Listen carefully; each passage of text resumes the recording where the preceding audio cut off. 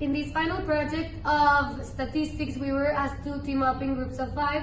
We were given a topic, in this case is hypothesis testing using a C-test, and we were asked to explain the general concept, explain the steps you have to do to follow a problem, and we had to invent or explain a problem and solve it correctly. The general idea of hypothesis testing is that you have to state a null and an alternative hypothesis in a way that they are mutually exclusive.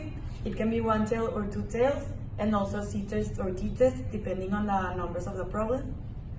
And the null hypothesis is only rejected if it falls below a predetermined significance level. So we were given in class a set of steps to follow and solve the problems correctly. So you first need to read the problem and state the null and alternative hypothesis. Then you need to determine the level of significance. You then have to determine if it's C-test or T-test depending on the numbers you were given by the problem. Next, you have to find the critical values from the tables. As I said, from the C-test or T-test, you have different tables. Then you need to calculate the test significance or contrast value and compare the contrast value to the critical's value. So with that information, you can reject or accept your null hypothesis, and then you have to make up a conclusion. Okay, so this is a problem that we came up with, which says the mean weight in a middle school classroom is 70 kilograms with a standard deviation of 7 kilograms. If a sample of 150 students show on average 64 kilograms, prove the hypothesis that the weight has changed with a significance level of 5%. Okay, so as we read the problem, we know that the mean weight, meaning the mu, is 70 kilograms. And the standard deviation of 7 kilograms. So if you have a sample which is n, it's 150 students.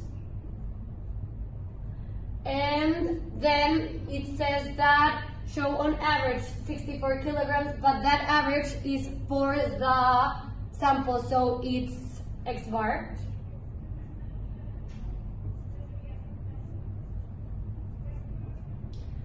It says to prove the hypothesis that the weight has changed with a significance level of 5%. This is the symbol for the significance level, which is 5%, but you have to convert it to a decimal, which is 0.05. Okay, first we need to find HO and HA. From the context, we know that we have to use the 70.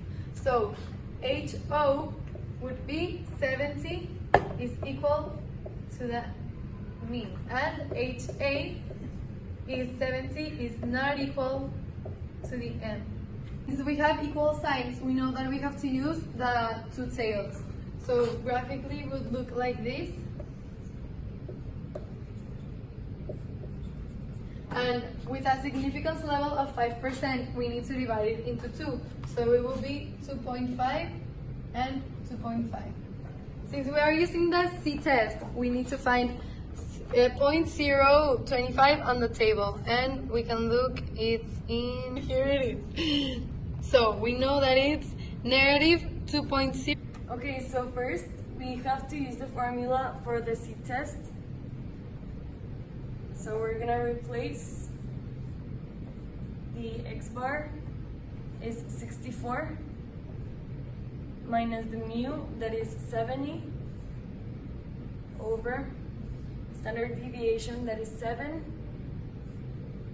divided by the square root of n, that is 150 students. So if we plug that in the calculator, the answer is negative 10.49. So if we look at the chart, the negative 10 would go all the way over here. So it is in the rejected zone. So now we have to reject the claim. Okay, so since it fell into the rejected zone, we have to reject the HO. So there is enough evidence to reject the claim that the mean weight of students in a classroom is 7. In conclusion, this project is very important because it explains all the steps you need to complete this problem. It is more useful for people who have doubts or for people who don't know absolutely nothing of how to solve these kind of problems.